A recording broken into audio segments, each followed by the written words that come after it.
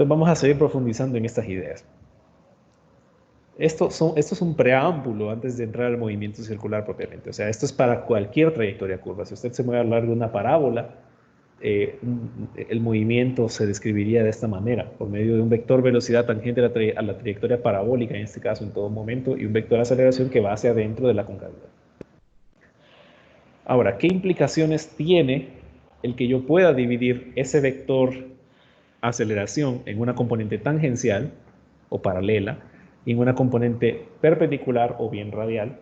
¿Qué implicación tiene eso? Bueno, analicemos primero la componente paralela o la componente tangencial.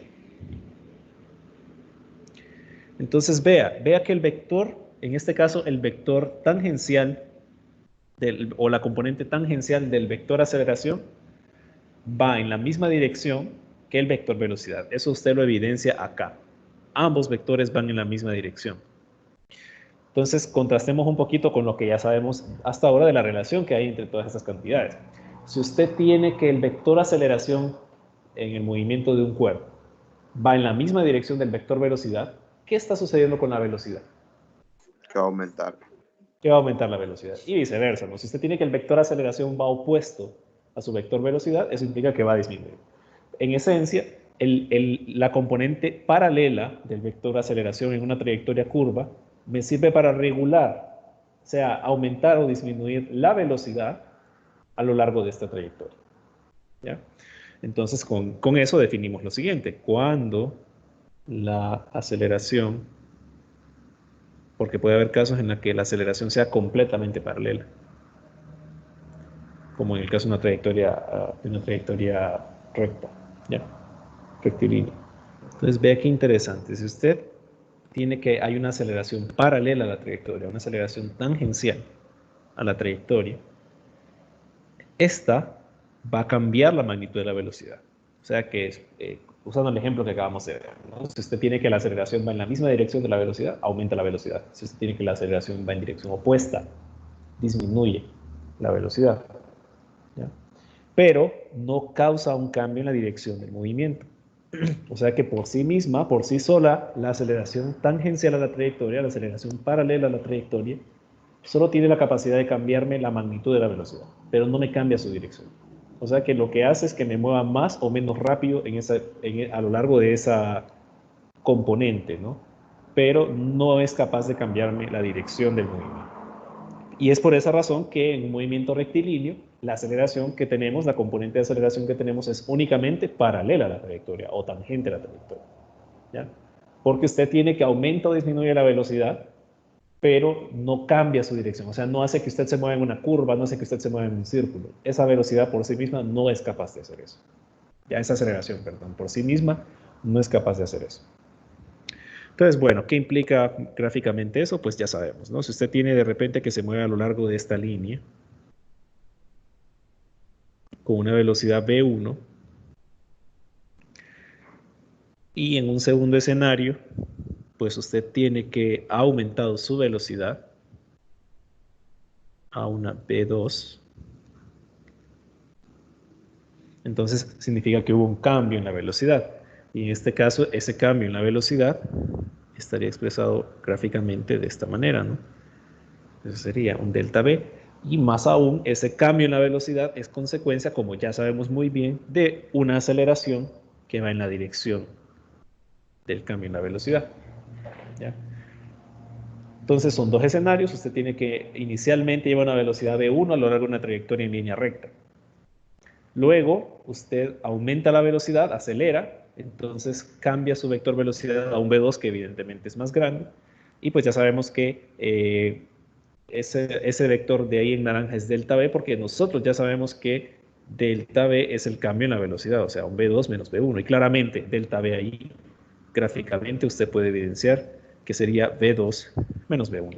Y ya sabemos que esto es consecuencia directa de la aceleración. ¿Sí? Entonces, eso tiene que ver con el hecho de que una componente tangencial de la aceleración, una componente paralela, vea que uso esos dos términos de forma indistinta, porque mucho más adelante en el curso vamos a retomar esa cuestión de la aceleración tangencial. ¿Ya? Entonces, una aceleración tangencial paralela cambia la velocidad, pero no me cambia la dirección del movimiento. O sea, esta componente de acá, no va a hacer que yo me mueva en una trayectoria curva. Entonces, si no es esa la que me propicia el movimiento en una trayectoria curva, no nos queda de otra más que decir que, bueno, entonces si no es la componente paralela a la tangencial, debe ser la componente perpendicular la que causa el movimiento. Y es así, de hecho. ¿Ya? La componente perpendicular de la aceleración en una trayectoria curva es la que causa que usted pueda moverse a lo largo de la curva, ¿sí? Y que no solamente se mueva en línea recta. Entonces nos dicen que cuando la aceleración es perpendicular a la velocidad, cambia la dirección de la velocidad, pero no su magnitud. Entonces, bueno, nosotros ya sabemos que la aceleración se relaciona con el vector cambio en la velocidad. Así que yo perfectamente puedo venir y dibujar acá un vector de cambio en la velocidad, que sería delta V, de esta manera. Y pues si yo a V1 le sumo delta V, haga el despeje de aquí, ¿verdad? ¿Qué me queda? Me queda V2, ¿no? Claramente V2 va a ser la suma de V1 más delta V. Y una suma vectorial, si usted recuerda de la clase de vectores y matrices, la puede expresar de esta manera. Entonces mi vector velocidad V2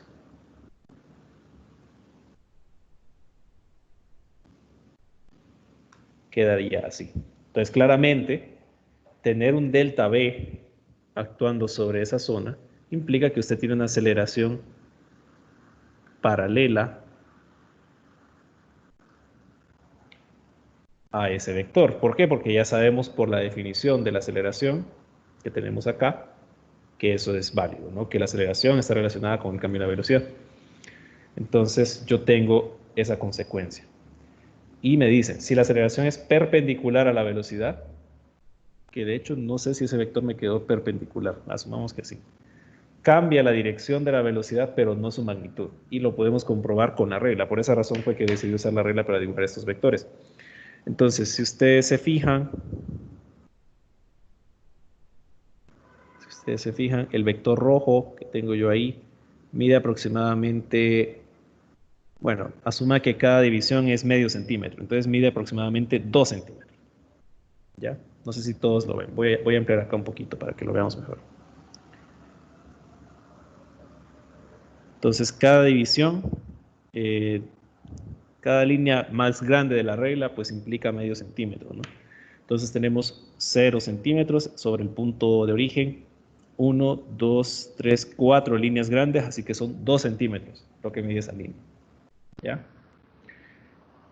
Y si ahora mido la línea B2, mido que mide aproximadamente 2 centímetros. No me mide los 2 centímetros exactamente porque no dibujé delta V perpendicular. Recordemos que perpendicular involucra que haya un ángulo de 90 grados entre los dos vectores. Entonces, si hubiera 90 grados exactamente entre los dos vectores, sí me hubiera dado que V2 mediría lo mismo que V1.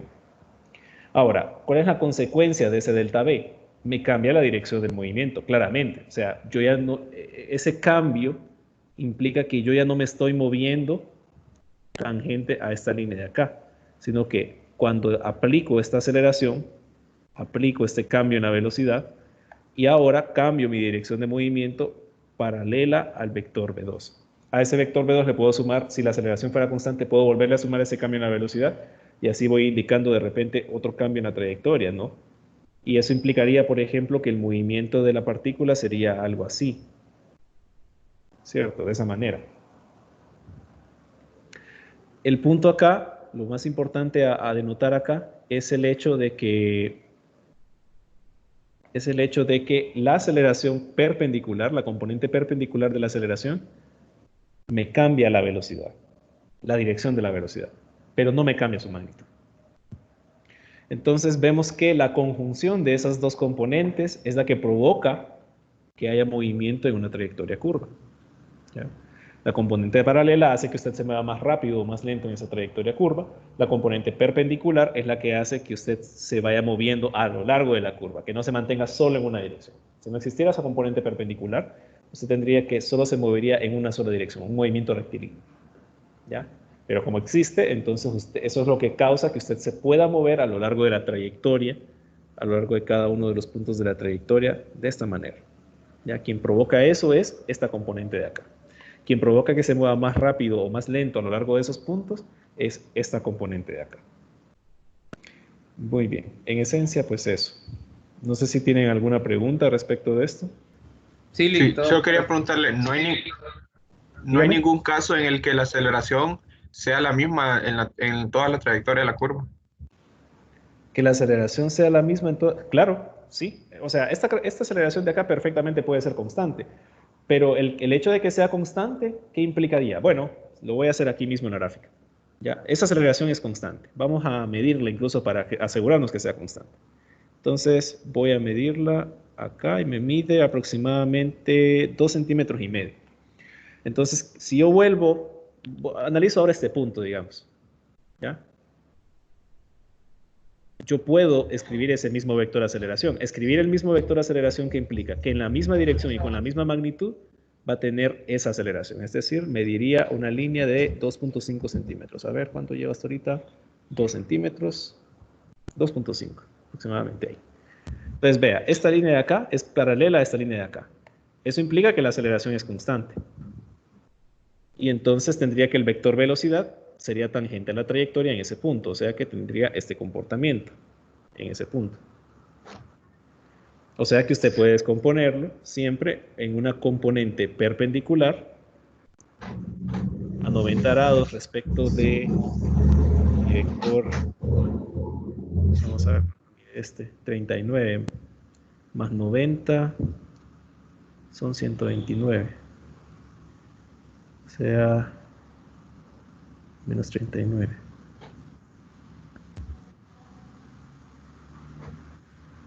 Aquí estaría la componente perpendicular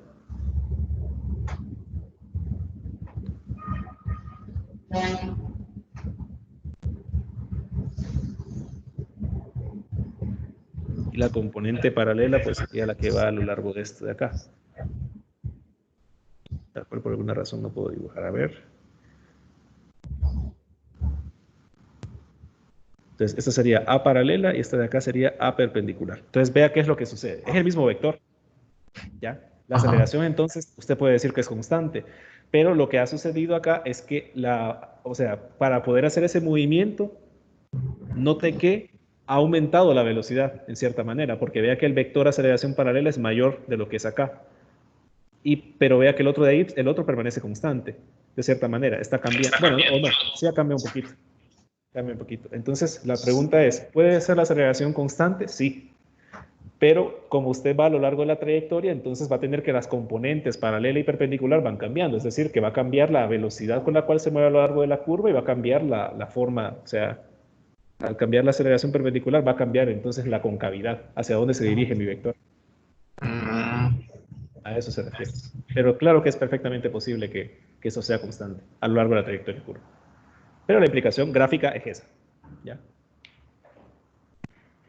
No sé si con eso contesto su pregunta o si no me entendió algo. ¿Sí me entendió? No, sí se entiende. Sí. Ok. Entonces, lo que hay que rescatar de aquí es esto. Aceleración tangencial me cambia la velocidad. Me la aumenta o me la disminuye, pero no cambia su dirección. Aceleración perpendicular me cambia la dirección, pero no me aumenta ni me disminuye la velocidad. Entonces, eso es lo clave que hay que notar en estas relaciones que hemos hecho acá. Esto es válido para cualquier trayectoria curva. Bien, para finalizar estos preliminares, porque esto todavía, como les digo, aunque el tema es movimiento circular, no he tocado nada de movimiento circular. Esto que estoy dando aquí son conceptos muy generales para cualquier trayectoria curva. ¿Ya? Entonces, para finalizar con esos preliminares y ya finalmente entrar al movimiento circular, que solo vamos a ver un caso ahorita, que es el movimiento circular uniforme. Entonces, veamos cuál es la relación que hay entre velocidad y aceleración en una trayectoria curva. Entonces, para esto vamos a considerar tres posibles escenarios. Asumamos que en todos la trayectoria es la misma. Entonces, consideremos esos tres escenarios. ¿Ya? En todos los escenarios la velocidad es tangente a la trayectoria, porque así definimos el vector velocidad. Pero nosotros tenemos que pueden haber distintos comportamientos para el vector de aceleración. Noten que esas líneas punteadas negras son perpendiculares a la velocidad. O sea que en cierta manera ese sería un eje perpendicular de la trayectoria, ¿ya? En torno a ese punto P de análisis que tenemos acá.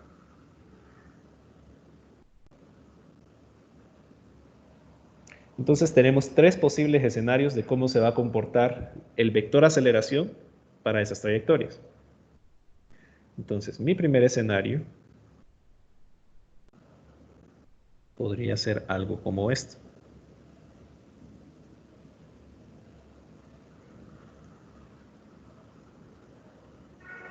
Mi segundo escenario podría ser algo como esto.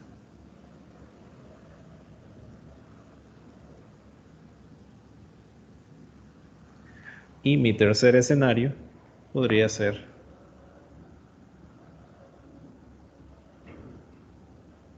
esto de acá.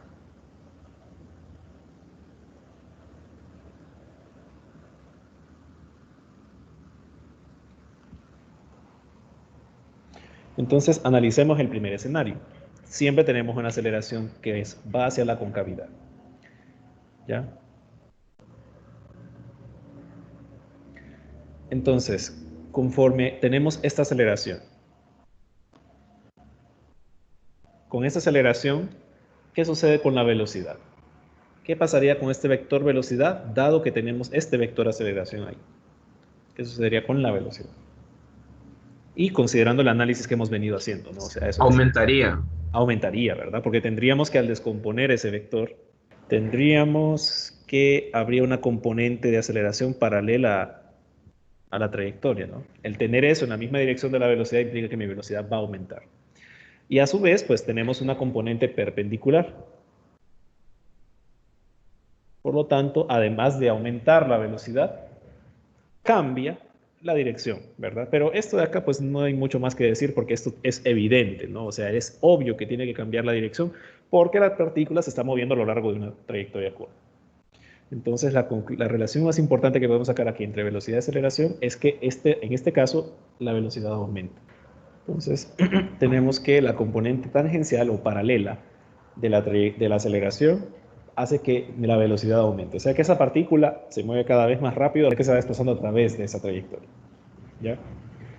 Mientras que la componente perpendicular va cambiando su dirección, o sea, va propiciando que se pueda mover en cada uno de los puntos de esa trayectoria. Y en el segundo escenario, ¿qué es lo que sucede? Ven que ahora el vector de aceleración va hacia abajo de ese eje perpendicular. La velocidad disminuye porque Ahí la está velocidad, opuesta. correcto, la velocidad va disminuyendo. ¿Ya? ¿Por qué? Porque tenemos que el vector aceleración tangencial, bueno, aquí tendría que prolongar la línea del vector velocidad. Vamos a ver. Entonces tendríamos esto. Ok, entonces ahí tendríamos que el vector aceleración tangencial, la componente tangencial de mi aceleración, iría en dirección opuesta a la velocidad. Y pues la componente perpendicular solo me va cambiando la dirección, igual que siempre. Y pues en este caso sí, tendríamos que la velocidad va a ir disminuyendo. Y en el último escenario, en el cual tenemos que el vector de aceleración recae completamente sobre el eje perpendicular. ¿Qué sucede con la velocidad? Es constante a través de toda la trayectoria. Muy bien, es correcto. Toda la velocidad va a ser la misma en todos los puntos de la trayectoria. ¿Ya? Por lo tanto, pues esa aceleración, lo único que para lo que me sirve solo es para cambiar la dirección de la partícula a lo largo de la trayectoria. Ese lo dejé de último porque ese es el caso que vamos a estudiar nosotros. Un caso en el cual la aceleración es totalmente perpendicular a la velocidad, lo cual hace que se mantenga la velocidad constante. Y pues con esto ya entramos en materia al movimiento circular uniforme. Entonces, todo esto que hemos visto hasta ahora es un concepto previo.